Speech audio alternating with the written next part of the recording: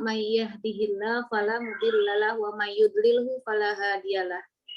Asyhadu an la ilaha illallah wahdahu la syarikalah wa asyhadu anna Muhammadan abduhu wa rasuluh.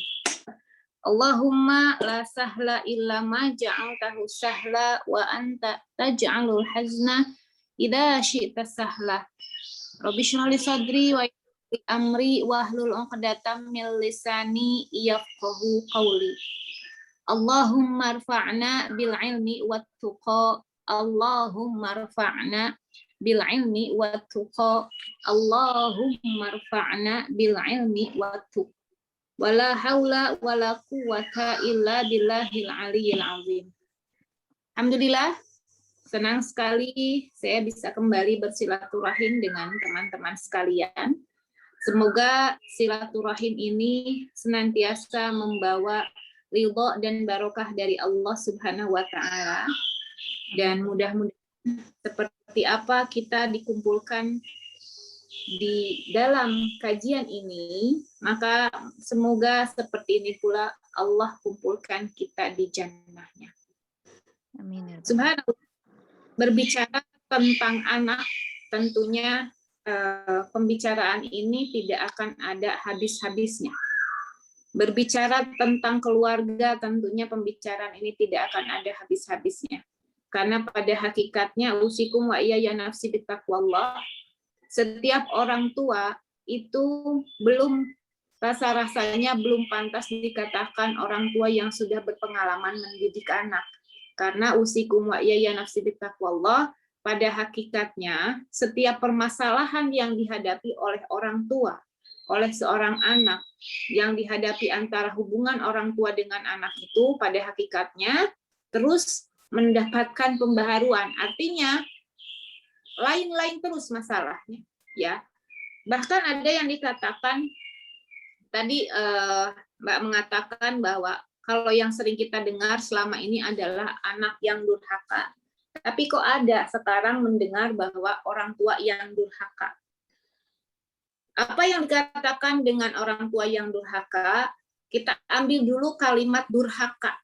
Durhaka ini identiknya dengan perbuatan dosa, ya. Dosa ini di dalam bahasa Arab dikatakan adzanab atau adzanbun.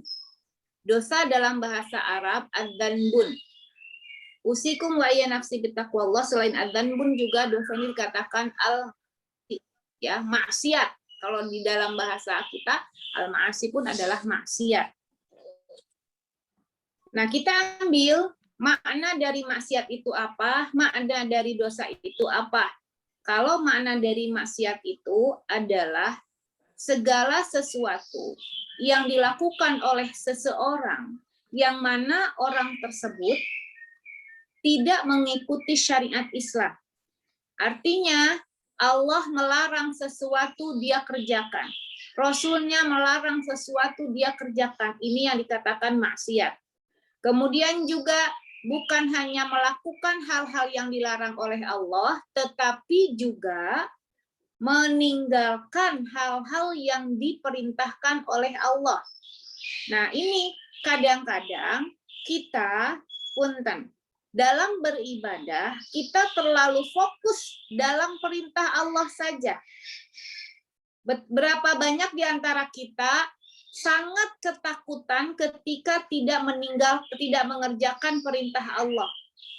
Berapa banyak di antara kita, usikum wa iyaya nafsi bittaqwallah, sholat punten. Sholat sudah hampir habis waktunya, rasanya mungkin tentu ya sebagai orang yang beriman tentu akan merasakan panik ya. Ini sebagai orang yang beriman, maka identiknya orang yang beriman ini ketika waktu sholat sudah mulai habis maka dia akan terasa panik. Tapi usikum wa ya nafsi bittaqwallah, adakah di antara kita yang panik ketika selesai berghibah? Ada nggak di antara kita paniknya habis gibah? Ya Allah gimana ya saya tadi habis gibah? Sedikit rasa-rasanya yang panik ketika sadar bahwa dia baru selesai gibah. Bukan hanya sadar, Yang parah adalah kadang-kadang kita aja nggak nyadar bahwa kita sedang bergibah. Bukankah gibah ini adalah hal yang dilarang oleh Allah? Bukankah gibah ini adalah perbuatan maksiat? Tapi berapa banyak di antara kita yang santai-santai aja, tenang aja kalau habis ngegibah, bahkan mengklaim dalam pembicaraan ini, maaf ya, ini bukan gibah ya, ini bukan gibah ya, saya ingin menginformasikan saja. Usikum wa ya nafsi bitaqwallah. Tapi kalau lupa, punten, kalau sholat keakhiran, panik nggak sih kita? Banget panik. Salah memang kalau panik sholatnya keakhiran? Ya enggak, hanya saja ingat apa kata Rasulullah Shallallahu Alaihi Wasallam di dalam hadisnya, punten, dengan kalimatnya, ittaqil maharim takun a'badan nas. Apa itu ittaqil maharim takun a'badan nas? Jauhilah hal-hal yang dilarang oleh Allah, maka sesungguhnya ketika seseorang menjauhi hal-hal yang dilarang oleh Allah, maka dia termasuk ke dalam orang yang paling pandai beribadah. Jadi ternyata orang yang paling pandai beribadah ini, Rasulullah tidak mengatakan sholatlah kalian. Karena ternyata ketika kalian sholat, kalian menjadi orang yang paling pandai beribadah. Puasalah kalian. Nggak seperti itu loh. Rasulullah di dalam hadis ini tidak mengatakan puasalah kalian karena sesungguhnya ketika kalian berpuasa, kalian merupakan orang yang paling pandai beribadah. Tidak loh teman-teman. Tapi apa kata Rasulullah? Ittaqil maharim takun a'badan nas. Jauhilah hal-hal yang diharamkan oleh Allah, maka ketika Anda menjauhi hal-hal yang diharamkan oleh Allah, Anda merupakan orang yang paling pandai beribadah. Maksudnya bagaimana? Punten. Kenapa meninggalkan hal-hal yang paling yang haram merupakan puncak tingginya satu ibadah? Karena punten, ternyata ketika seseorang beribadah, dia katakan saya mau ibadah, tapi ternyata di saat yang sama dia ibadah, di saat itu pula dia pun berbuat maksiat. Punten, ketika sholat, kira-kira ada nggak saat dia sholat, kita tahu semua, sholat itu adalah ibadah. Tapi ketika dia sholat, ada nggak saat dia sholat, saat itu juga dia melakukan kemaksiatan? Apa kemaksiatan di dalam sholat? Kemaksiatan di dalam sholat itu adalah ketika seseorang tidak khusyuk. Satu, tidak khusyuk di dalam sholatnya. Yang kedua, ketika dia sholat bukan karena Allah, tetapi karena sesuatu.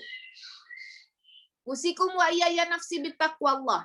Punten, berapa banyak di antara kita sholat dengan segera karena apa? Karena di TV sedang ada iklan.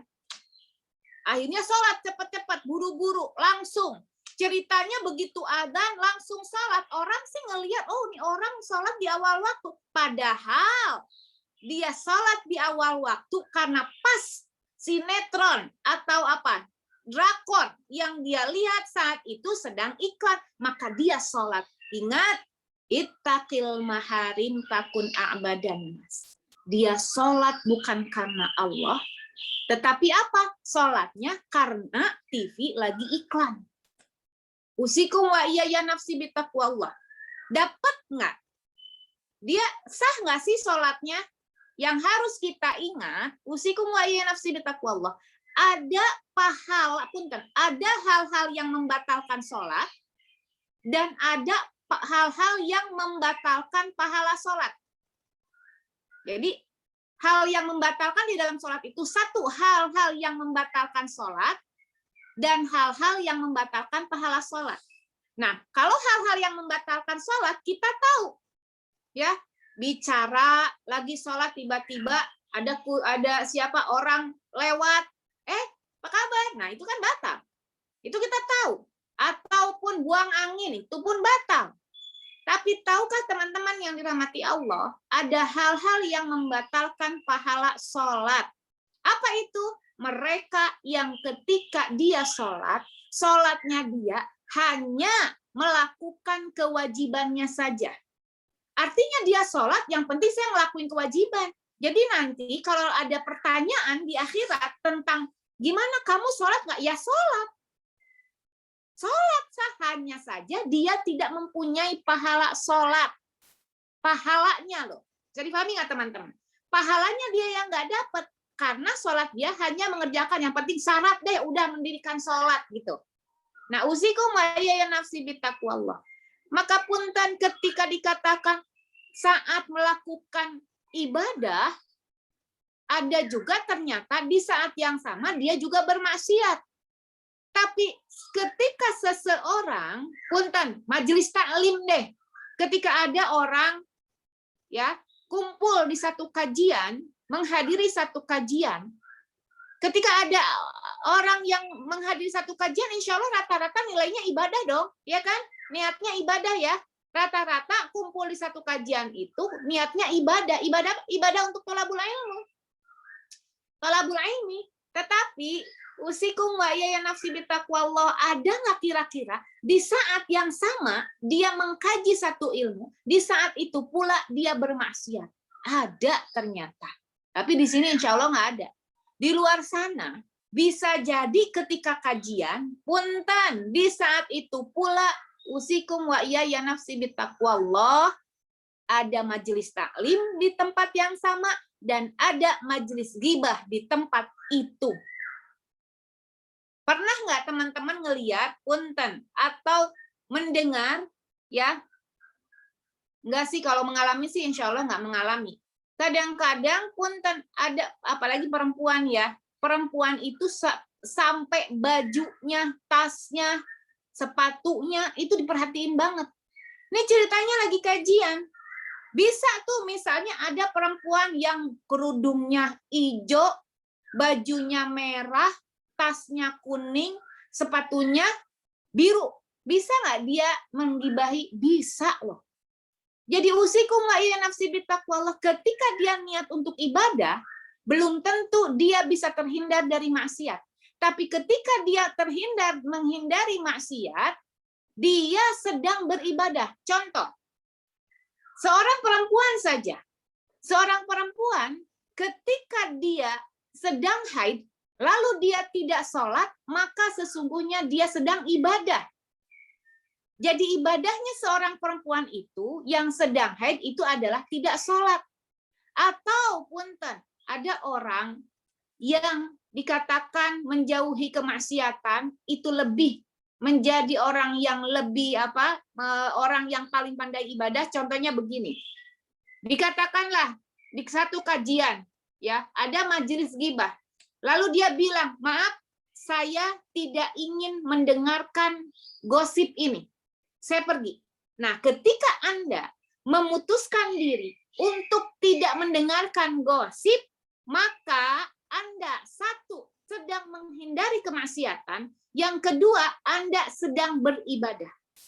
Itu kenapa dikatakan oleh Rasulullah, ternyata orang yang paling pandai beribadah itu adalah orang yang mudah, orang yang sering meninggalkan kemaksiatan.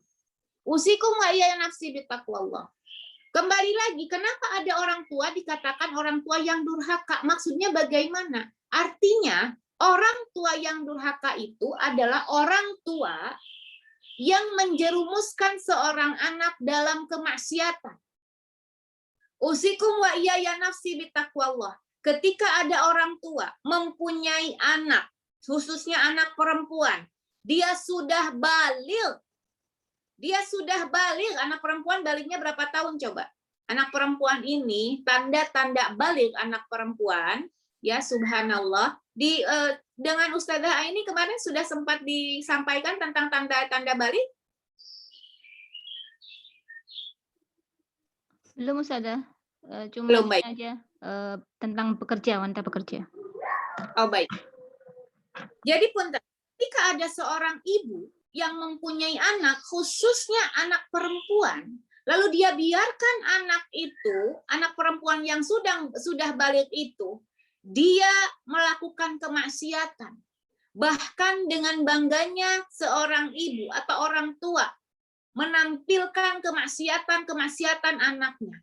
Mungkin yang jadi pertanyaan, memang ada ya orang tua yang bangga menampilkan kemaksiatan anaknya? Banyak. Tadi, seorang anak perempuan yang sudah balik dibiarkan untuk membuka auratnya. Bahkan, usikum wa iyaya nafsi bitaqwallah. Bukan hanya dibiarkan, sengaja ditampilkan. Ada nggak orang tua, anaknya sudah balik, anak perempuannya, ada yang memasangkan foto di dalam medsosnya dengan kondisi anak itu membuka aurat? Ada? Banyak. Jadi dikatakan orang tua yang durhaka itu adalah orang tua yang membiarkan anaknya terjerumus dalam kemaksiatan. Seorang anak perempuan, tanda balik seorang anak perempuan itu, yang pertama adalah adanya keluar darah haid. Keluar darah haid. Kemudian ada juga dikatakan kalau ternyata keluar darah haidnya berapa tahun? Kalau dulu di zaman-zaman saya masih SD itu, kalau saya belajar tuh tanda-tanda balik perempuan itu satu, kalau dia sudah haid tapi usianya 9 tahun. Ya, kalau dulu seperti itu. Tapi ternyata tidak bisa sekarang. Sekarang mah haid ini tidak menjadi dari dulu sebetulnya, memang dari dulu. Dalam haid ini aslinya, teman-teman yang dirahmati Allah, untuk hukum haid ini aslinya tidak ada batasan umur tertentu. Ya, aslinya. Tidak ada batasan umur yang paling muda berapa tahun, paling tua berapa tahun, paling banyak berapa hari, paling sedikit berapa hari, itu aslinya seperti itu. Nah, lalu kenapa mungkin jadi pertanyaan, kenapa kok sekarang ada yang paling muda 9 tahun, paling tua misalnya sampai menopause, kemudian paling banyak 15 hari, paling sedikit misalnya 1 hari, 1 malam. Nah, adanya perhitungan itu adalah untuk mereka-mereka yang tidak mengetahui sifat-sifat dari tanda darah haid. Sifat di sini artinya tanda-tanda darah haid. Tanda-tanda darah haid itu apa? Merah kehitaman. Tanda-tanda darah haid itu adalah teksturnya sangat kental. Tanda-tanda darah haid itu baunya pun bau busuk. Kemudian di abad 2000 ini baru ditemukan bahwa sifat atau tanda darah haid ini dia tidak membeku. Nah, jadi adanya hitungan hari, adanya minimal berapa tahun itu karena beberapa orang tidak tahu sifat dari darah haid. Jadi ketika ada seorang anak yang sudah, anak perempuan yang sudah balik, entah itu dia sudah haid, entah itu dia belum haid, tetapi sudah umurnya 15 tahun, seorang anak perempuan bukan hanya haid tanda baliknya, tetapi ketika dia umur 15 tahun, walaupun dia sudah tidak haid, walaupun dia tidak mimpi basah, karena mimpi basah pun merupakan tanda haid, maka anak perempuan yang 15 tahun itu, walaupun tidak haid, walaupun tidak mimpi basah, maka dia dikategorikan anak yang balik. Artinya, seorang yang balik ini mempunyai kewajiban melakukan ibadah yang diperintahkan oleh Allah, mempunyai kewajiban meninggalkan kemaksiatan yang dilarang oleh Allah. Ketika ada seorang anak perempuan yang sudah balik, maka kewajiban dia menggunakan hijab sama dengan kewajiban dia untuk sholat. Punten, kita sebagai orang tua, ketika kita sebagai orang tua, kita ketahui bahwa dosa kita kalau kita tidak sholat. Maka kalau kita punya anak yang sudah balik, subuhnya masih jam 7, maka dia pun dosa. Dosanya sama seperti kita. Karena dia sudah balik. Ketika kita seorang ibu, dosa hukumnya membuka aurat, maka ketika punya anak perempuan membuka aurat, anak perempuan yang sudah balik membuka aurat, maka dosanya sama dengan kita. Jadi dikatakan orang tua yang durhaka itu salah satunya karena banyak sekali dikategorikan orang tua yang durhaka itu seperti apa. Salah satunya orang tua yang membiarkan anaknya berbuat maksiat. Bahkan orang tua yang apa? Orang tua yang dengan bangganya mempertontonkan kemaksiatan. Hati-hati. Di dalam Al-Quran, ternyata anak ini dibagi dalam beberapa bagian. Di dalam Al-Quran, anak ini bisa dikatakan sebagai zina. Sebagai zina, sebagai perhiasan. Innama amwalukum wa auladukum fitnah. Ya, sesungguhnya anak-anakmu di pertemuan yang lalu saya sampaikan. Rasulullah pernah di sini atau bukan ya, saya lupa. Rasulullah pernah sedang berkhutbah. Sini bukan ya? Rasulullah sedang berkhutbah. Ternyata ketika sedang berkhutbah, datang Hasan dan Husain ke masjid, lalu mereka berdua di sini ya, bukan ya? Di sini kan? Nah, lalu datang Hasan dan Husain ternyata sedang berantem, tarik-tarikan bahan baju kain. Begitu dilerai, ya kan, dikirimkan lagi kepada ibunya Fatimah, lalu Rasulullah mengatakan innama amwalakum a'udzubillahi minasyaitonir rajim innama amwalukum wa auladukum fitnah. Sesungguhnya anak-anak kalian ini merupakan fitnah. Lalu apa yang dikatakan fitnah? Fitnah itu punten. Kalau di dalam arti fitnah dalam bahasa Indonesia dan bahasa Arab itu beda, jauh berbeda. Kalau di dalam bahasa Indonesia kan fitnah itu adalah menuduh seseorang melakukan sesuatu yang tidak dilakukannya. Itu kan ya, bahasa Indonesia fitnah itu seperti itu. Tapi di dalam bahasa Arab, fitnah di sini adalah ujian. Sekarang ada nggak anak yang menguji orang tua? Banyak. Ya, banyak sekali. Menguji dengan dengan kecantikannya. Berapa banyak tadi disampaikan anak yang cantik, tetapi dia tidak mau berhijab. Lalu di dalam Al-Quran juga dikatakan,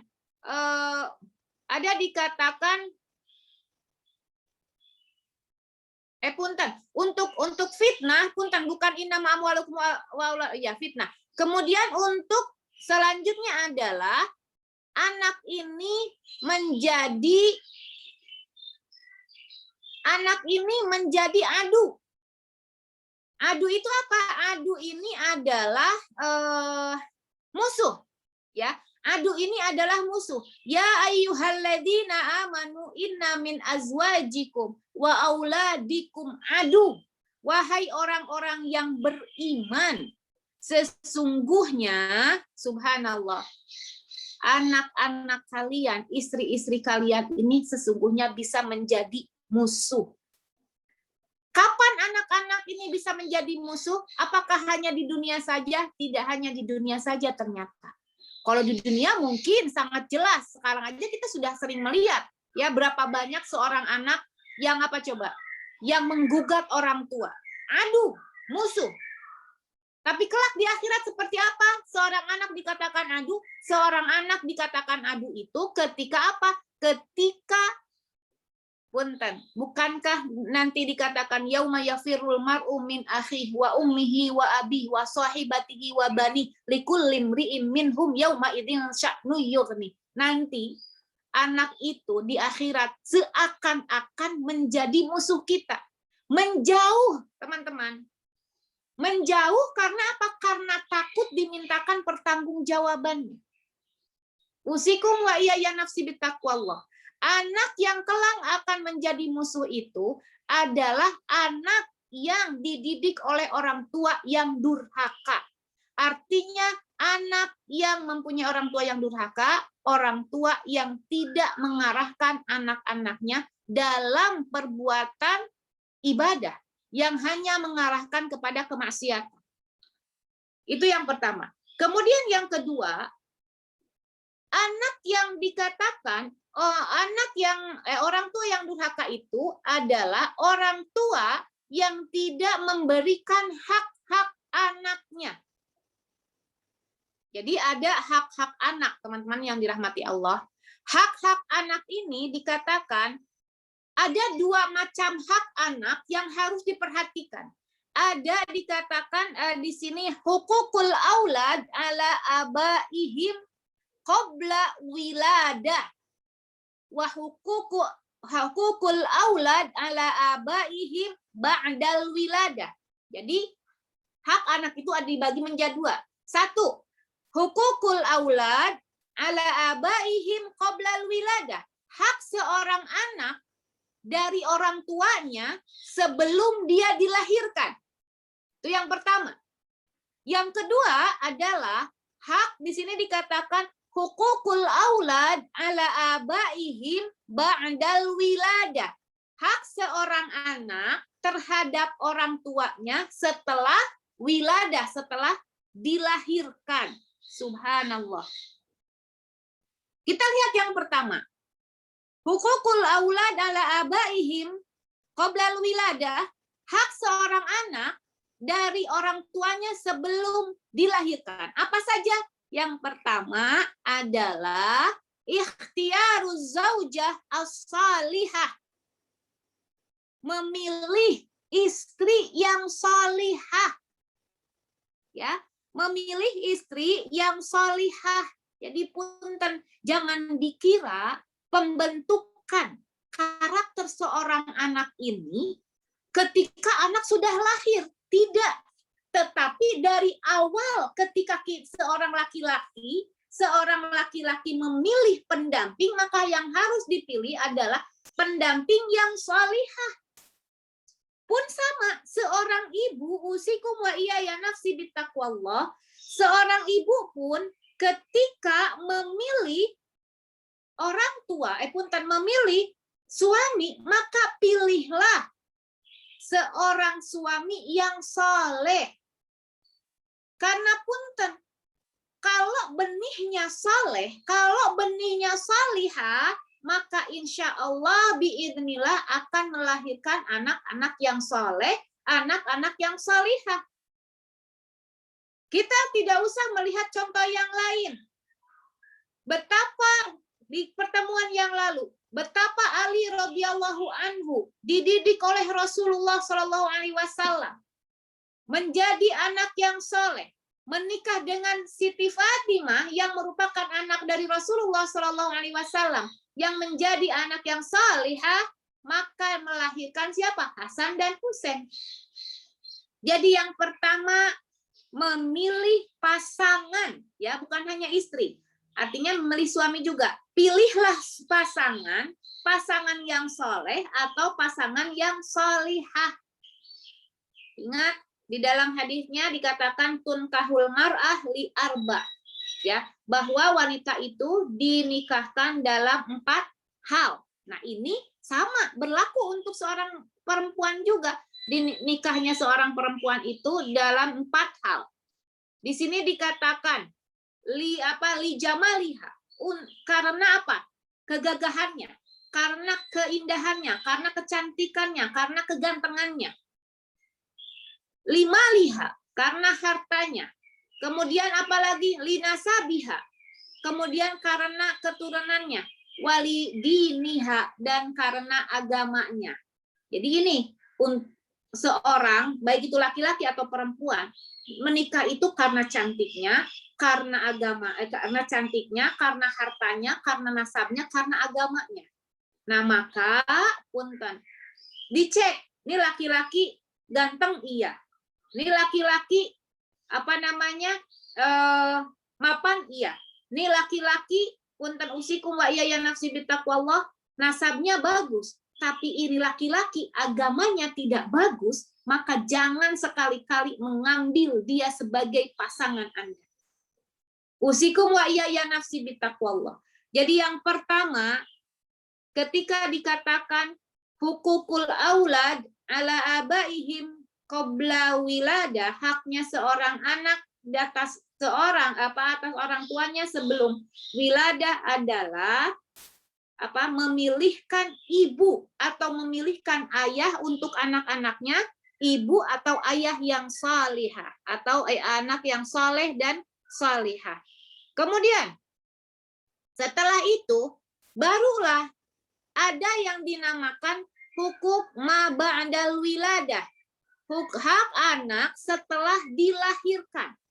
Apa itu hak anak setelah dilahirkan? Hak anak setelah dilahirkan di sini dikatakan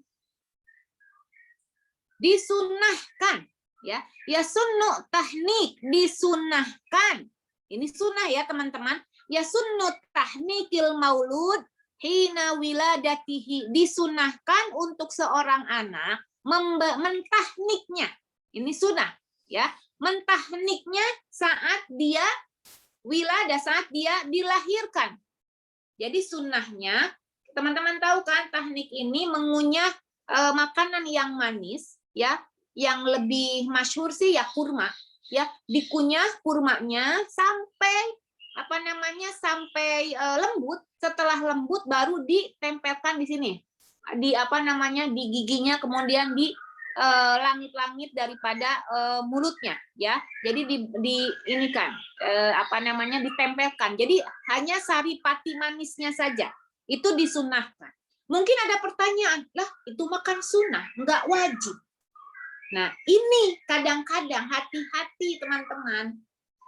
Berapa banyak di antara kita punten mengatakan bahwa sunnah ini hanya hal yang sepele, padahal usikum wa iyaya nafsi bitaqwallah. Kita, siapa kita sih? Kita ini pendosa, teman-teman. Setiap gerak-gerik kita dosa.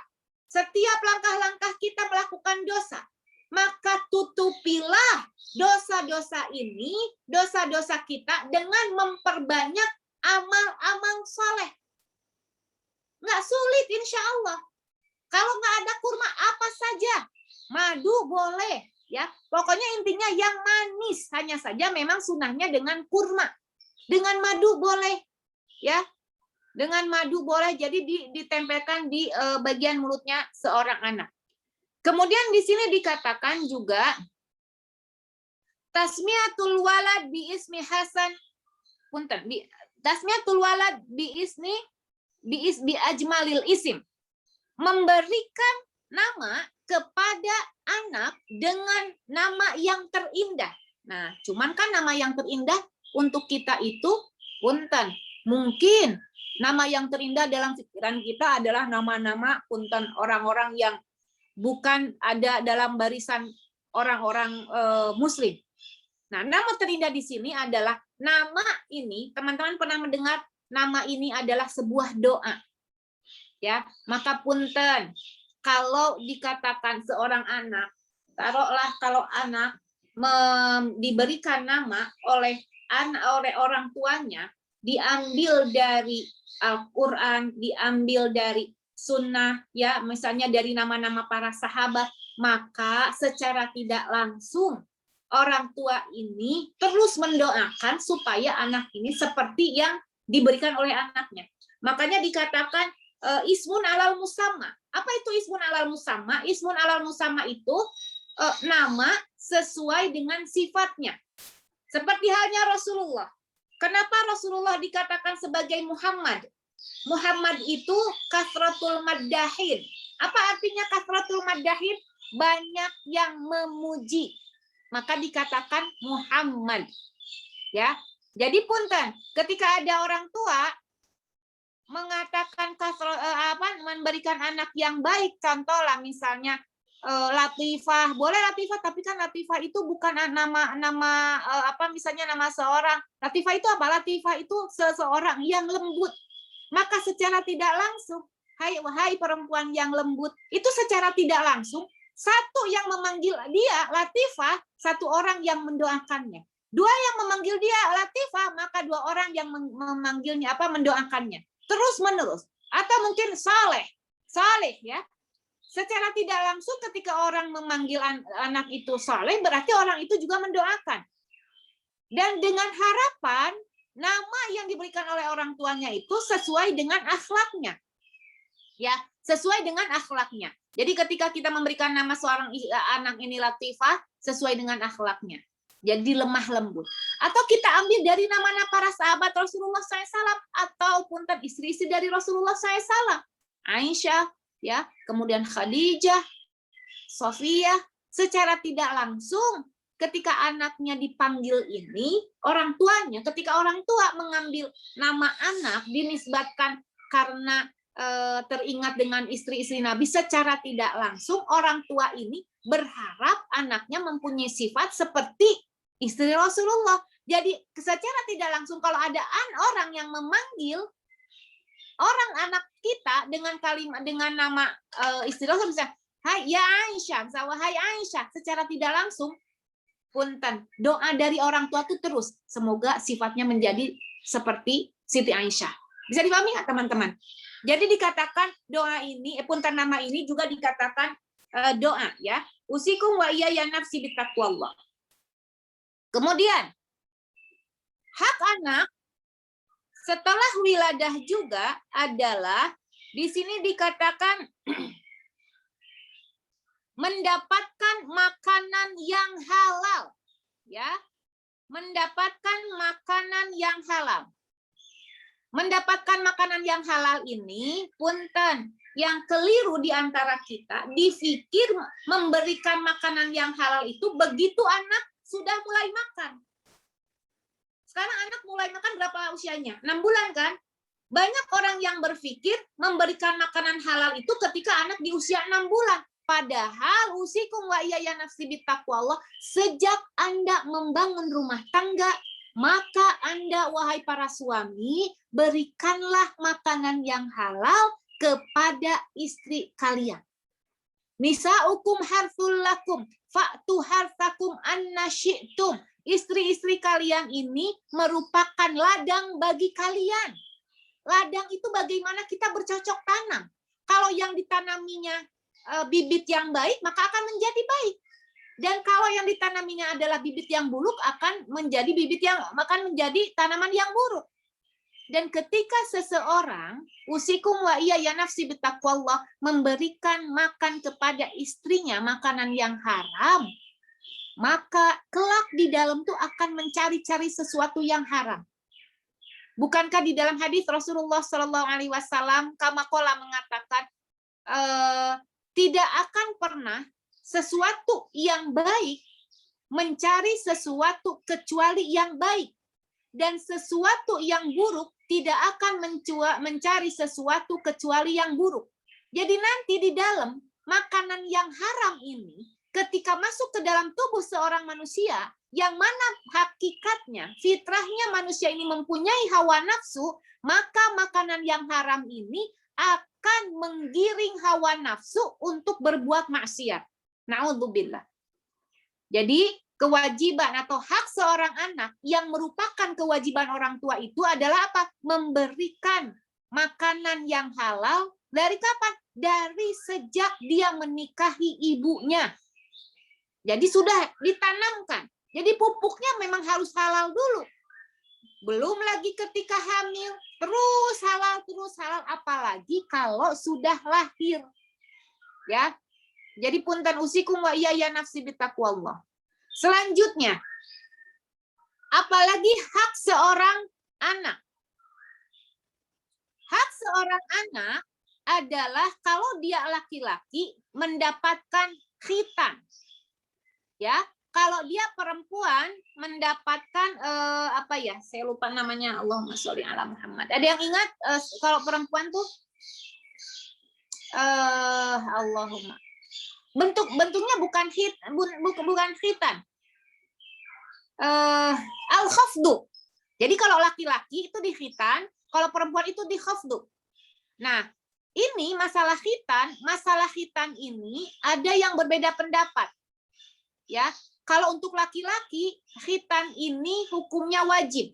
Tapi kalau untuk khafdu ini adalah mungkin bisa dikatakan ya kalau zaman sekarang khafdu ini ya bukan khitan untuk perempuan tapi khafdu, karena khafdu ini hanya mengambil bagian kecil sedikit dari bagian kewanitaan perempuan, bukan mengambil, merobek sedikit. Nah itu khafdu.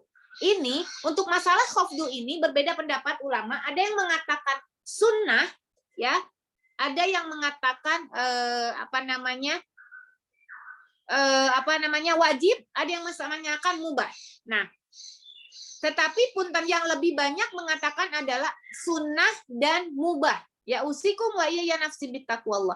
Nah, kapan mungkin ada pertanyaan kapan anak ini dikhafdu? Seorang anak dikhafdu ini ketika usia anak perempuan dikhafdu ya, diambil sebagian dari kewanitaannya, digores saja. Jadi bukan khafdu atau khitan perempuan dengan khitan laki-laki itu beda. Kalau khitan laki-laki kan dipotong ya. Kalau khitan perempuan itu dikhafdu, digores saja. Makanya dikatakan khafdu, digores saja. Jadi kapan itu dilakukan untuk khitan anak perempuan? Kalaulah kita tidak mengatakan khitan ya, karena beda antara khitan dengan khafdu.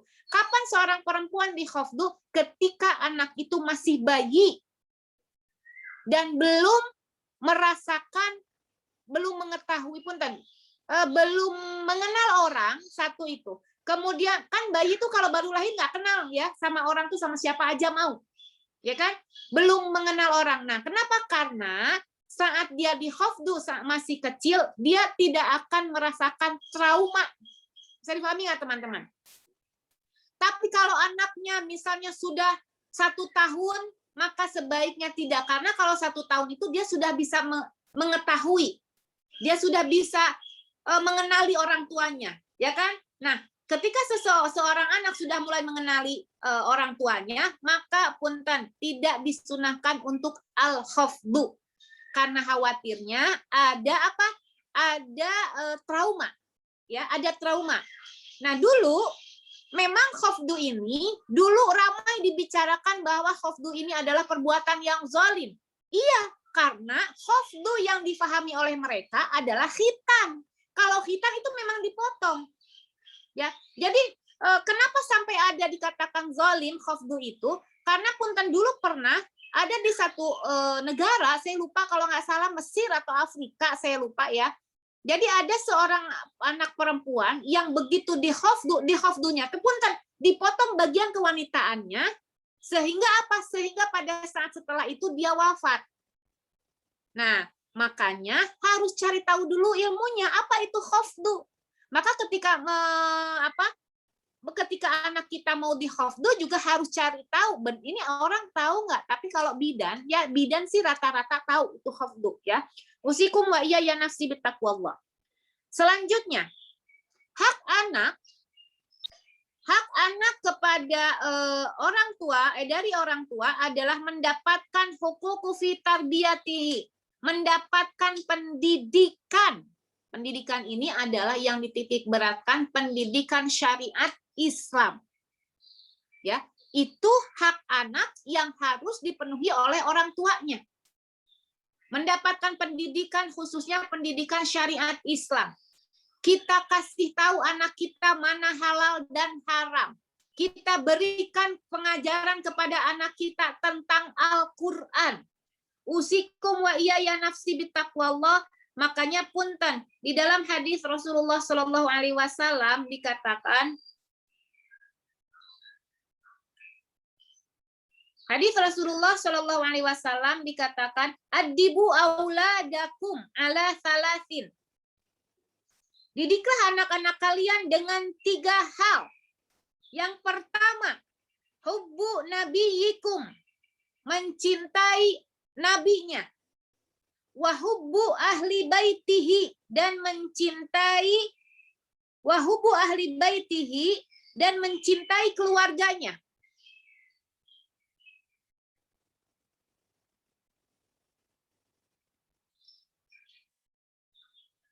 Wahubbu lil Qur'an, dan mencintai Al-Qur'an. Mencintai Al-Qur'an. Ya, usikum wa iya nafsi bittaqwallah. Jadi mendapat pendidikan yang layak dalam arti pendidikan syariat Islam, mengetahui mana yang baik, mana yang buruk, mana yang wajib, mana yang halal, mana yang haram, mana yang maksiat, itu merupakan hak seorang anak yang harus didapatkan dari orang tua. Mungkin di pertemuan lalu kalau nggak salah dengar pertemuan lalu Abinya Maki pernah menyampaikan tentang seorang anak yang ternyata seorang orang tua mempercayakan anaknya untuk sekolah, ya, mempercayakan asisten, ya, mempercayakan seorang asisten untuk memilihkan sekolah. Nah, ini sebetulnya kewajiban seorang ibu, kewajiban seorang ayah untuk memilihkan pendidikan.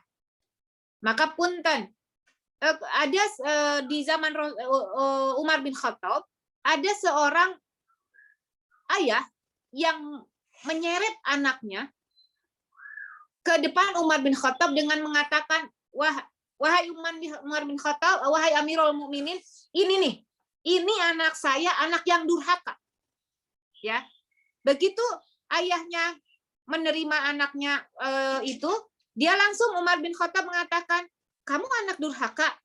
Terus anak itu nanya, wahai Umar bin Khattab, adakah hak seorang anak dari orang tuanya? Ada, kata Umar bin Khattab. Salah satunya adalah mendapatkan nama yang baik, lalu kemudian juga mendapatkan pendidikan, ya, pendidikan. Lalu juga punten, apa kata anak itu, dikatakan, saya tidak mendapatkan semuanya. Satu, mendapatkan ibu yang baik, kedua, mendapatkan nama yang baik, lalu yang ketiga, mendapatkan pendidikan yang baik. Lalu anak itu mengatakan, saya tidak mendapatkan hak yang seharusnya. Ibu saya saja, seorang mantan budak yang mana dia seorang majusi. Majusi itu apa? Orang penyembah api. Saya tidak mendapatkan hak ibu yang baik, tidak mendapatkan hak ibu yang salihah. Lalu dikatakan lagi, ketika dikatakan mendapatkan nama yang baik, saya pun tidak mendapatkan nama yang baik. Saya lupa namanya dalam bahasa Arabnya, tapi bukan fa'ar, tapi yang artinya itu adalah tikus, ya. Na'udzubillah, saya pun tidak mendapatkan ini. Lalu dikatakan mendapatkan pendidikan yang baik, saya pun tidak mendapatkan pendidikan yang baik. Karena apa? Saya tidak pernah dididik oleh orang tua saya untuk bagaimana yang ma'ruf, mana yang munkar, saya tidak mendapatkan ini. Jadi subhanallah, lalu Umar bin Khattab mengatakan bahwa engkaulah wahai ayah, engkau merupakan ayah yang durhaka. Usikum wa iyaya nafsi bittaqwallah. Selanjutnya, hak anak setelah dilahirkan juga adalah usikum wa iyaya nafsi bittaqwallah. Setelah tadi terakhir mendapatkan pendidikan yang layak. Setelah mendapatkan pendidikan yang layak, hak anak ini adalah mendapatkan keadilan. Mendapatkan keadilan di sini bukan mendapatkan keadilan antara anak yang satu dengan anak yang lain, teman-teman. Ya, bukan mendapatkan keadilan dari antara anak kita, misalnya punya anak 3. Ini 3-tiganya harus adil nih kita memberikan kasih sayang. Bukan hanya antara anak yang 1, yang 2 dan 3 saja, bukan. Tetapi hak mendapatkan keadilan dalam hal waktu. Punten, seorang ayah, seorang ibu, kewajiban dia memberikan keadilan dalam membagi waktu. Mana waktu dia untuk mencari nafkah, mana waktu dia untuk mencari ilmu, dan mana waktu dia untuk mendidik anak-anaknya. Ya. Jadi usikum wa iyaya nafsi bittaqwallah, ketika seorang orang tua tidak memberikan haknya mendidik anak, memberikan waktu untuk anak-anaknya, maka na'udzubillah bisa dikatakan anak orang tua ini orang tua yang durhaka. Lalu apa lagi? Hak seorang anak tidak mendapatkan perlakuan yang buruk dari orang tuanya. Seperti halnya punten, asyatam. Apa itu asyatam? Asyatam itu ada orang tua yang menghina anaknya. Ada orang tua yang mencaci maki anaknya. Bahkan tidak sedikit di antara orang tua yang mempermalukan anaknya di depan orang lain. Banyak, ya. Banyak orang tua yang mempermalukan anak-anaknya di depan orang lain. Yang lainnya, subhanallah, hak anak yang merupakan kewajiban orang tua mendapatkan doa yang terbaik. Sekarang berapa banyak orang yang katanya orang tua mendoakan anak dengan kata-kata yang buruk. Mudah-mudahan kamu tuh begini. Hati-hati, orang tua itu kalau berdoa itu makbul. Ya, saya teringat untuk ikhtitam. untuk ikhtitam, saya teringat dengan kisah di nggak tahu nih ini udah disampaikan belum ya di sini. Ada seorang seorang anak, sebetulnya anaknya itu anak yang baik. Ya, biasa anak-anak kuliahan. Anak-anak kuliahan tuh ya memang ya kayak apalagi di semester 5 ya, semester hampir menuju semester akhir tuh tugasnya tuh pasti banyak banget. Akhirnya terus aja di kamar mengerjakan tugas hingga mungkin sumpek, pikirannya sumpek, pengen agak sedikit refreshing karena seharian di kamar, akhirnya dia minta izin qadarullah malam-malam dia minta izin sama orang tuanya, sama ayahnya. Minta izin untuk apa? Untuk keluar sebentar, sekedar membeli kopi. Izinlah sama ayahnya, itu ada terjadi di Saudi Arabia. Saya izin ya, saya keluar sebentar mau beli kopi. Ngapain kamu malam-malam keluar? Ini udah malam juga, nggak lama Pak, pengen kopi doang Pak. Ini saya sumpek nih. Dari pagi sampai sore saya ngerjain tugas, saya sumpek, saya pengen keluar sebentar, sekedar beli kopi. Ngeyel nih. Orang tua nggak ngizinin, anak kekeh minta izin keluar. Akhirnya, saking kesalnya ini bapak, dia bilang, ya sudah terserah kamu keluar aja, pergi aja, nggak balik juga nggak apa-apa. Cuman sekedar begitu loh teman-teman. Ternyata usikum wa ya nafsi bitaqwallah. Begitu anaknya keluar, ternyata subhanallah baru keluar dari mobil, ketika hendak sampai di tempat membeli kopi, keluar dari mobil. Kita kan kadang-kadang kalau buka mobil suka kalau nggak lihat-lihat ada mobil bruk gitu ya. Ada mobil sehingga apa begitu anaknya buka mobil di dalam dikatakan di dalam kisahnya ada mobil yang besar, begitu muka mobil terlindas oleh mobil tersebut. Ayahnya nungguin kapan kok anak nih belum pulang. Nungguin kapan nih anak belum pulang. Ternyata subhanallah usikum wa iya nafsi bitaqwallah, nyarilah nih ayahnya. Begitu nyari nggak jauh, ternyata tempat kopi yang dia tuju nggak jauh dari rumah, didapatinya ada mobil yang sudah cukup ringsek. Ternyata diketahui itu adalah mobil daripada anaknya. Padahal tadi cuma bilang apa, nggak pulang juga nggak apa-apa. Ya, hati-hati. Doa kita ini diijabah.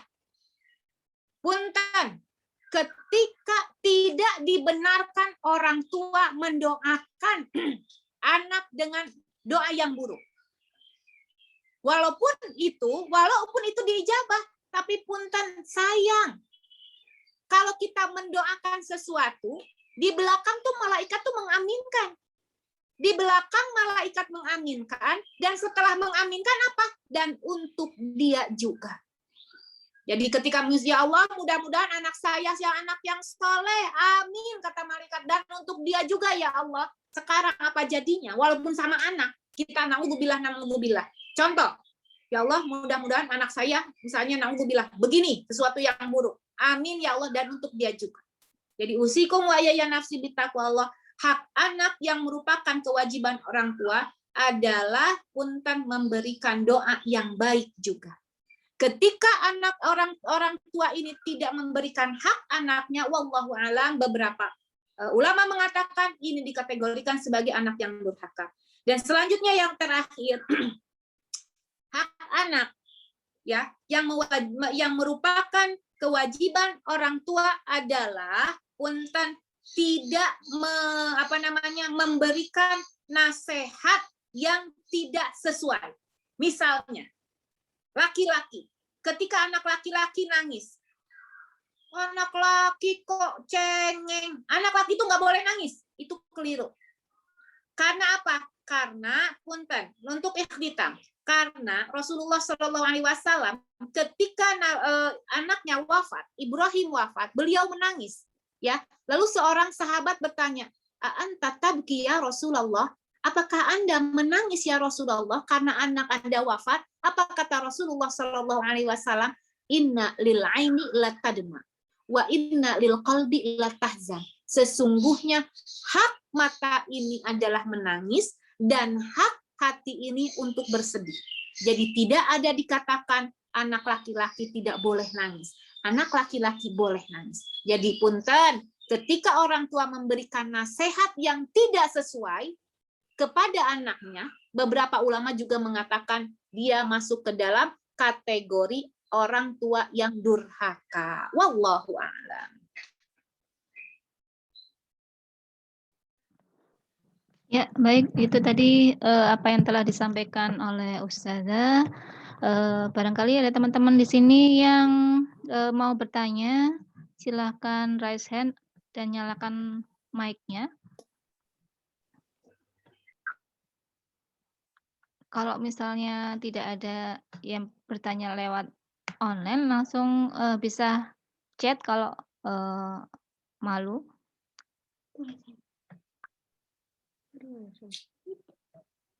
Mbak Gina, silahkan. Assalamualaikum warahmatullahi wabarakatuh. Waalaikumsalam warahmatullahi wabarakatuh. Ustaz Hafan ingin bertanya, anak saya kan sudah umurnya 2 tahun, terus belum perempuan, belum di apa sih tadi itu istilahnya ya, Ustaz, yang digores itu? Tinggi. Terus itu jadi lebih baik Tidak. nggak usah aja gitu ya? Nggak usah karena sudah kalau 1 tahun saja sudah mengenal ibunya, bahkan berapa orang di antara anak-anak yang nggak mau jauh dari ibunya. Jadi sudah bisa merasakan, sudah bisa punten mengalami satu ketraumaan. Jadi ini pernah terjadi kepada anak saya. Jadi satu saat anak saya itu, dulu kan kami memang sama-sama kuliah. Jadi kami tuh alhamdulillah Allah berikan rezeki kepada kami. Kami pernah kuliah di Mekah. Jadi dua-duanya kuliah. Saya kuliah, abinya Maki kuliah. Dan dulu begitu saya melahirkan anak, itu di Mekah itu cutinya cuma 2 minggu, Bunda. Cuti melahirkan itu cuma 2 minggu. Jadi akhirnya kalau pas kebetulan jadwal kuliahnya nggak bentrok, ya abinya Maki bisa jagain. Ya misalnya saya pas nggak kuliah, abinya Maki kuliah, berarti saya yang jagain. Kalau saya yang kuliah, nggak kuliah, berarti abinya Maki jagain. Tapi kalau dua-duanya kuliah, ya saya titipin sama tetangga. Dan tetangganya ya qadarullah orang-orang sana juga gitu ya. Nah, satu saat ketika ada kesempatan abinya Maki untuk mendapatkan bagian jaga anak, saat itu anak saya kalau nggak salah 1 tahun lah ya, ada 1 tahun mungkin ya, karena belum belum jalan, karena anak saya jalan itu 15 bulan ya, ini berarti ya 1 tahun. Saat itu abinya Maki lagi gendong anak saya gitu kan, lagi biasa lah gendong, mau ke kamar, tiba-tiba di kamar tuh biasalah anak-anak mahasiswa mah ribet kalau yang namanya beberes teh gitu kan ya, pasti yang pelajaran, akhirnya kabel tuh hilir mudik gitu di mana-mana, apa kalau bahasa Sunda mah ranteng ya, sampai ngalangin jalan. Nah, tiba-tiba suami saya lagi gendong anak saya, itu keselimpet kabel. Karena keselimpet kabel, takut kalau dia jatuh akan nibanin anak saya. Bisa dimengerti nggak teman-teman? Jadi kalau keselimpet jatuh, takutnya anaknya ketibanan. Maka apa yang dilakukan oleh suami saya? Anak saya dilemparkan ke kasur. Nah, begitu anak itu dilemparkan ke kasur, itu subhanallah, ternyata ini terngiang-ngiang diingatan anak saya bahwa saya pernah dilemparin sama abi ke kasur. Abi saya jahat. Padahal dia nggak tahu kan, nggak tahu maksud abinya tuh daripada abinya jatuh terus ketibanan, dimengerti? Iya. Ketimpa ya, Bu. Betul, akhirnya dilempar. Nah, ketahuannya itu setelah anak TK, baru dia cerita. Ceritanya pun qadarullah bukan ke kita, ceritanya ke kakeknya. Abi Buya tuh kakeknya. Buya masa Abi galak, Buya. Abi tuh nggak sayang sama aku. Kenapa? Aku dulu lagi kecil, padahal baru 1 tahun loh. Maka punten sudah 1-2 tahun, padahal tidak ada maksud apa-apa kan untuk menyelamatkan. Nah, itulah anak-anak. Jadi punten usikum ya nafsi bitaqwallah. Kalau usia sudah 2 tahun tidak usah di khafdu. Makanya untuk seorang anak perempuan, khafdu itu ada yang mengatakan mubah dan sunnah. Tapi ya ada yang mengatakan wajib, tetapi itu sangat sedikit yang mengatakan wajib. Yang lebih kuat adalah imma mubah, imma sunnah, seperti itu. Wallahu a'lam. Berbeda halnya berarti dengan anak laki-laki ya Ustazah ya? Kalau Ya, anak laki-laki kan sudah berumur. Laki-laki itu wajib. Kenapa? Karena ketika tidak dikhitan, punten, najis itu akan tidak terbersihkan. Ya, karena punten nyangkut ke dalam kulit yang harusnya sudah dibuang. Gitu. Jadi kalau untuk anak laki-laki itu wajib. Ya. Dan, itu sudah berumur juga ya Ustazah, sudah betul. Wajib. Untuk laki-laki ya. Iya, sudah di atas, kan sudah mengenal, sudah sama misalnya umurnya sudah paham gitu ya, nggak apa-apa gitu Ustazah, ya nggak mesti bayi gitu. Kalau laki nggak apa-apa, karena punten kalau untuk hitan laki-laki itu ada anestesinya Bun. Nah kalau untuk perempuan tidak ada anestesi, karena hanya digores saja. Ya, digores saja. Jadi saya tuh beberapa kali Abinyanak itu menerima orang yang mu'alaf, mereka sudah pada dewasa dan mereka dihitan. Bahkan ketika kita mengadakan hitanan massal, salah satu dari anggota hitanan massal itu ternyata seorang laki-laki yang usianya sudah usia menikah, ya. Dan subhanallah dia masya Allah tabarakallah dia wafat dalam keadaan husnul khotimah. Jadi wafatnya bukan karena hitan, wafatnya karena dia sedang berjuang mencari nafkah untuk istrinya. Silakan. Ya, begitu ya Mbak Gina. Semoga bisa dipahami. Saya beralih ke chat.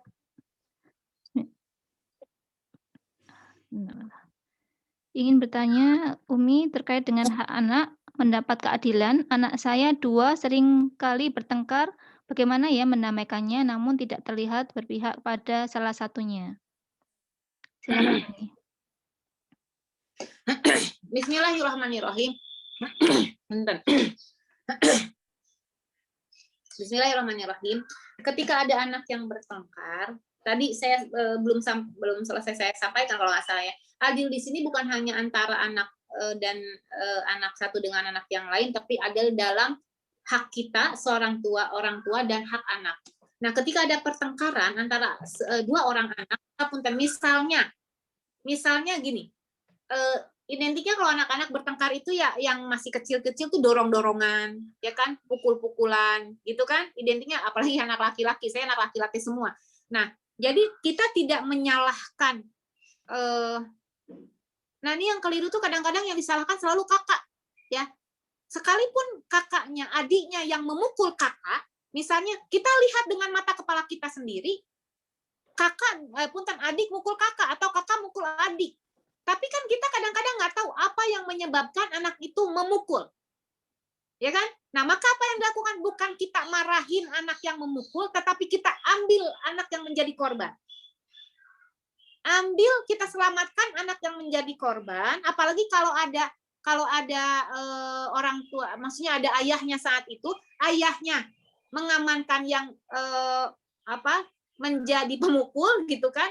Nah, kita yang mengambil anak yang dipukul lagi, yang menjadi korban. Jadi dengan begitu, ketika kita ambil anak yang dipukul, dengan begitu punten, si anak yang memukul tidak merasa dia disalahkan, karena kita nggak tahu masalahnya. Ketika kita mengambil anak yang dipukul, anak yang dipukul merasa dia diselamatkan oleh kita. Bisa dipahami ya teman-teman?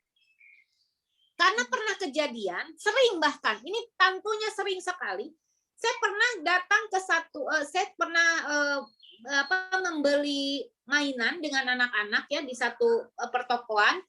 Jadi ada kakak beradik saling pegangan, terus adiknya itu minta tolong sama kakaknya untuk ngambil mainan. Ya, ternyata begitu ngambil mainan, kakaknya tuh nggak mau. Ya, karena mungkin kakaknya lagi seneng mainin mainan yang dia senang. Nah, tiba-tiba adiknya itu karena kakaknya nggak mau ngambilin, tiba-tiba adiknya itu ngejambak kakaknya. Ya udah dijambak lagi. Bisa difahami nggak teman-teman? Apa yang terjadi? Yang terjadi kakaknya tuh dibentak-bentak abis loh saat itu. Dan anak itu nggak bisa apa-apa. Kamu tuh ya biasaan adik kamu begini. Kamu tuh bukannya jagain adik kamu, yang ada kamu begini, harusnya kamu tuh abis tuh kakaknya. Kakaknya nggak bisa ngomong loh. Pada saya yang melihat, ya saya mau ngomong juga gimana nggak bisa, karena begitu. Jadi sambil diambil sambil dia jalan, bisa dipahami nggak? sambil diambil sambil dia jalan. Nah ini, maka kalau ada pertengkaran, misalnya kadang-kadang ledek-ledekan kan, pertengkarannya yang menjadi korban ledekan kita ambil. Setelah selesai, sudah reda semuanya, baru diomongkan dan harus diomongkan.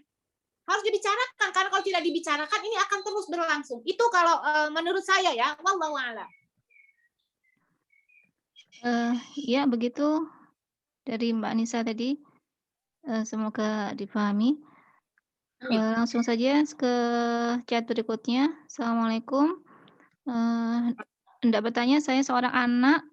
Orang tua saya ingin agar keinginannya saya tidak menikah dengan pria yang saya pilih. Tidak dilakukan karena beliau tidak suka. Oleh karena itu, dengan dalih orang tua adalah representatif dari Allah, jadi orang tua saya menyumpahi saya dengan kata-kata yang buruk dan membawa nama Allah. Apakah akan dikabulkan permintaannya oleh Allah? Apakah orang tua ini termasuk orang tua yang durhaka? Silakan Ustazah. Bismillahirrahmanirrahim. Kalau mengambil dari masalah doa, orang tua itu punten hati-hati dengan doa, karena apapun yang terjadi kepada anak itu, doa dari anak itu, dari orang tua itu wallahu alam. Beberapa ulama mengatakan ini akan menjadi kenyataan. Tetapi ternyata kita sebagai anak punya hak minta kepada Allah untuk apa? Untuk tidak mengabulkan doa buruk dari orang tua. Jadi punten, minta kepada Allah, ya Allah, curhatlah. Ya Allah, saat itu saya menginginkan, saya tidak mengikuti keinginan orang tua karena begini. Tapi harus dengan alasan yang syar'i tentunya. Karena begini. Lalu orang tua saya mendoakan saya doa yang buruk. Tolong ya Allah, jangan kabulkan doa buruk orang tua saya. Tidak ada yang tidak mungkin. Bukan merupakan hal yang baik ketika seorang ibu, seorang ayah mendoakan anaknya hal yang buruk. Kalau ada pertanyaan, apakah orang tua ini merupakan orang tua yang durhaka? Wallahu a'lam. Kalau kita lihat dari hak-hak seorang anak itu adalah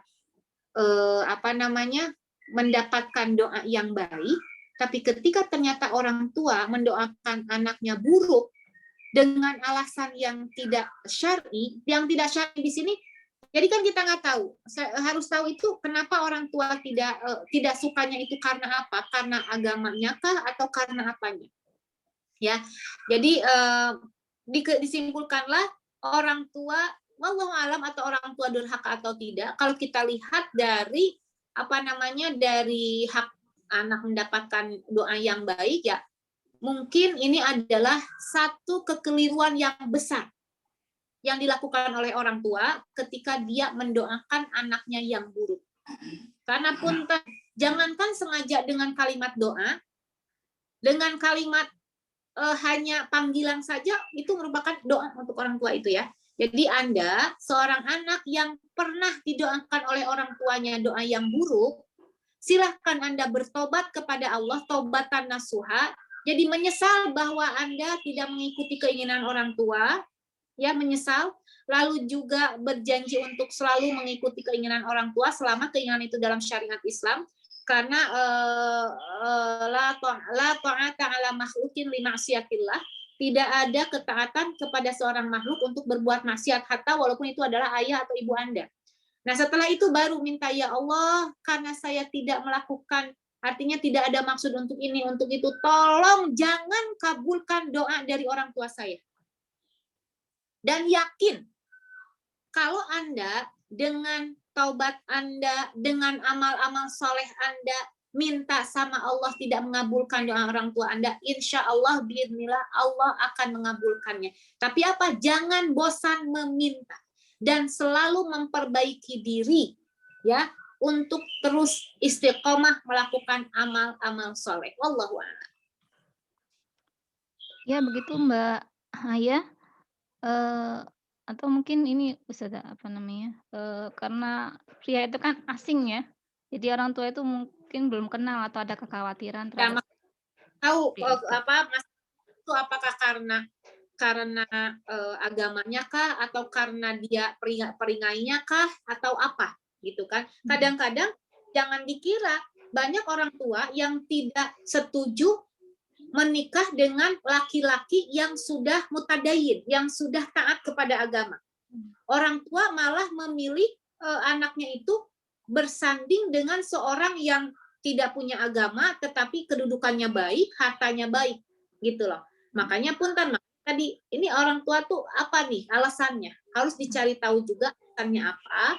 Kalau ternyata alasannya karena ini misalnya anaknya itu begini, ya punten tidak sesuai dengan syariat Islam, ya mungkin punten Anda yang harus terus beristighfar dan Anda minta kepada orang tua Anda. Nah, ini pun Anda bisa minta kepada orang tua, tolong cabut doa dari orang tua. Minta dicabut. Karena kalau sudah di ini, insya Allah ya artinya di reset supaya tidak ada doa itu, insya Allah Allah kabulkan. Allah. Ya, semoga difahami tadi Mbak ya. Ini ada pertanyaan dari Mbak Gina yang tadi yang bertanya. Anak saya 6 bulan, perempuan. Apakah dikosdu tidak? Dari segi kenal seseorang sudah orang tuanya. Dan bagaimana menyeragamkan pendidikan di tengah-tengah keluarga saya dan suami yang cukup penuh dengan konflik? Silakan Ustaz. Kalau memang anaknya sudah mengenal ibunya, ya nggak usah di khofdu, nggak apa-apa ya. Jadi yang baik itu di khofdu itu di usia 3 bulan ke bawah lah ya, yang baik itu. Kalau sudah artinya 2 bulan masih belum mengenal. Kalau sudah itu nggak usah, kalau sudah mengenal orang tuanya ya, apalagi sampai nangis kejar-kejar kalau jauh dari ibunya. Nah itu makanya tidak usah di khofdu karena takut timbul trauma ya. Kemudian bagaimana mendidik anak di tengah adanya konflik dari orang tua. Sementara anaknya sekarang ini konflik orang tua atau apa sih maksudnya? Keluarganya cukup penuh dengan konflik. Mungkin bisa diperjelas. Keluarga ini maksudnya mertua gitu, Bu. Ustazah. Oh. Usikum wa iyaya bittaqwallah, yang harus kita pahami bahwa berbicara tentang mertua, insya Allah pada hakikatnya orang tua dari pasangan kita itu sangat menyayangi kita. Ya, jadi punten saya ingin memperbaiki dulu ini, bukan memperbaiki apa ya, memasukkan pemahaman tentang mertua dulu sebelum saya sampaikan bagaimana mendidik anak, karena nanti insya Allah efeknya kepada pendidikan anak. Yang harus kita pahami bahwa insya Allah pada hakikatnya orang tua dari pasangan kita ini menyayangi kita. Hanya saja punten usikum wa iyaya nafsi bittaqwallah, dari awalnya itu mungkin kesulitan untuk mengungkapkan rasa sayang. Ya. Untuk mengungkapkan rasa sayang, yang ada punten menantu yang menerima tidak tahu juga, yang mana menantu juga sulit untuk mengungkapkan rasa sayang. Jadi terlalu banyak miskom. Akhirnya apa? Akhirnya masing-masing merasa bahwa menantu tidak sayang sama mertua, mertua tidak sayang sama menantu, atau punten ketika dikatakan ada konflik di dalam rumah tangga itu adalah berupa mertua, misalnya tidak ada keharmonisan di rumah tangga mertua, misalnya punten usikum wa iyaya nafsi bittaqwallah, kita bisa insya Allah biiznillah mendidik anak kita sesuai dengan syariat Islam, walaupun punten keadaannya seperti itu. Yang penting diri kita, keluarga kita yang aman, keluarga inti kita aman. Artinya kita mampu memberikan anak kita makanan yang halal, kita memberikan anak kita nama yang baik, kita memberikan hak-hak anak kita. Itu insya Allah tidak akan kesulitan. Seandainya punten, saya harus jelas di sini tuh konfliknya seperti apa. Konfliknya misalnya apakah saling apa Mbak Gina? Begini, Ustazah. Jadi yang namanya keluarga beda keluarga ya, ada cara pendidikan yang berbeda lah di antara keluarga saya dan keluarga suami terhadap anak-anak saya seperti itu kan. Kalau dari keluarga suami itu lebih mendidiknya secara keras gitu ya. Keras itu dalam artian sangat-sangat ditekankan untuk nggak apa-apa kita galak ke anak, bahkan harus gitu, dimarahin tuh harus gitu. Biar anak meskipun dia dari kecil pun harus dididik untuk bisa menghadapi keperihan lah gitu istilahnya. Sedangkan dari segi pendidikan keluarga saya itu nggak seperti itunya gitu. Jadi under pengertiannya berbeda gitu dalam mendidik. Ya, Khususnya. siap. Ya, siap. Kita bisa kok menghandle-nya. Ya, insya Allah kita bisa menghandle-nya. Jadi harus ada komunikasi antara suami dengan istri. Ya, karena punten efeknya kalau anak dari awal dididik dengan keras, itu efeknya akan gini deh. Mungkin bisa ditanya, ada nggak trauma yang dialami suami ketika suami dididik oleh orang tua dengan keras? Itu yang pertama. Kalau dikatakan iya ada, kalau orang tua ayahnya bilang ada, maka ini jangan diterapkan kepada anak kita. Artinya gini, kenapa mertua ini mengatakan didik seperti ini? Karena dia merasa bahwa dia sudah sukses mendidik anaknya. Tapi tidak ada yang tahu ada apa di balik kesuksesan pendidikan dari orang tua itu. Mungkin ketika dia mengalami kekerasan, mungkin ada trauma. Jadi punten, insya Allah orang tua atau mertua menginginkan pendidikan sesuai yang dia lakukan kepada anaknya, niatnya baik, insya Allah. Niatnya baik, tidak ada niat buruk. Ya, hanya saja caranya yang belum pas. Maka kita saja langsung yang menghandle. Dan ini harus ada kesepakatan antara suami dan istri. Kalau suami dan istri sudah sepakat, insya Allah bisa dihandle. Jadi misalnya ada kekerasan, kita langsung yang rangkul. Kita langsung arahkan ke dalam kelembutan. Yang penting antara Mbak Gina dengan suami harus sama-sama kompak. Jadi mendidik anak sesuai dengan usianya. Sudah disampaikan ya dengan kajian Abi Maki kalau nggak salah ya. Jadi di 7 tahun pertama anak menjadi raja, ya. Jadi artinya menjadi raja ini benar-benar disanjung-sanjung. Namanya raja itu kan disanjung. Tetapi ketika disanjung tetap tidak keluar dari koridor syariat Islam. Bahkan di 7 tahun pertama itu, anak ketika diingatkan untuk melakukan kebaikan, misalnya, Dek belajar sholat yuk Dek. Kalau nggak sholat, awas loh. Kalau nggak sholat, nanti kamu masuk neraka. Tidak begitu. Anak di usia 1 sampai, walaupun anak sampai 7 tahun kedua tuh kita tidak mengatakan kalau nggak sholat nanti masuk neraka. Tidak. Tapi apa yang diberitahukan kepada anak ini, Dek sholat ya Dek, nanti kalau sholat nanti kamu tuh dapat ini, dapat. Jadi keindahan-keindahannya, artinya pahala-pahala yang akan didapat si anak ketika dia melakukan perintah Allah. Karena ketika dia mendapatkan ilmu, pahala-pahala, keindahan-keindahan atas apa yang dia lakukan tentang yang dilakukan oleh dia perintah Allah, maka yang akan ada di dalam pikiran dia, oh Allah tuh baik ya, Allah tuh sayang sama kita. Tapi beda kalau misalnya anak gak sholat, awas ya, kamu nanti masuk neraka, di neraka tuh digodok, habis gitu di neraka tuh disiksa, sekali disiksa, begitu dibenerin lagi, habis dibenerin disiksa lagi. Yang ada di pikiran anak, ini Allah galak banget ya, serem, ya kan? Nah, makanya punten, jangan terapkan ini kepada anak-anak di usia 7 tahun pertama dan 7 tahun kedua. Tetapi gambarkan bahwa Allah ini Maha Pengasih, Maha Penyayang. Maha Pengasih ini, apa bedanya Maha Pengasih dengan Maha Penyayang? Kalau dikasih, itu nggak semuanya disayang. Tapi kalau disayang, itu kalau semua dikasih. Contoh, punten, kita kepada anak kita, itu kita sayang. Kita nyayangin anak, bukan ngasih anak.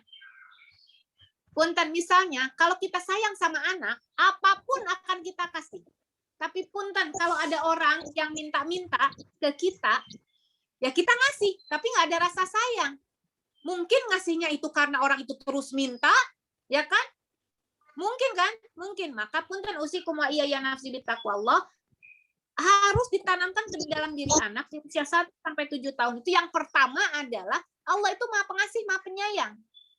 Di 7 tahun ketiga, nah baru disampaikan, Allah tuh kan udah baik, Dek. Jangan sampai baiknya Allah, kamu nggak mengerjakan pekerjaan yang diperintahkan oleh Allah, Allah murka. baru di 7 tahun ketiga kita sampaikan seperti itu. Ya, wallahu a'lam. Jazakillah Ustazah. Ya, Mbak Gina.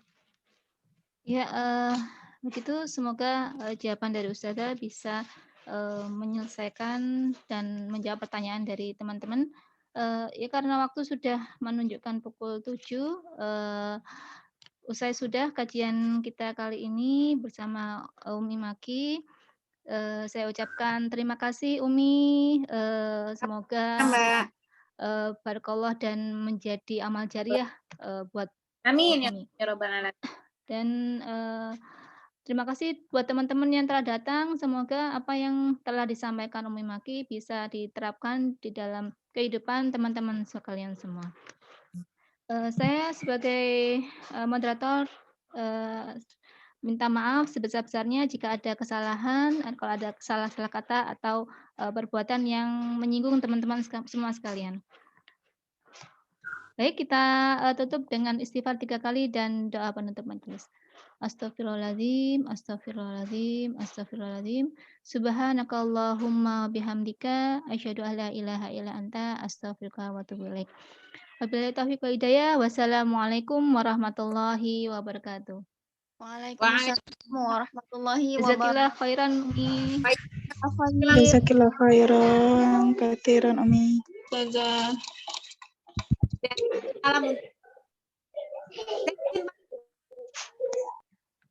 Assalamualaikum warahmatullahi wabarakatuh. Waalaikumsalam warahmatullahi wabarakatuh. Assalamualaikum warahmatullahi wabarakatuh.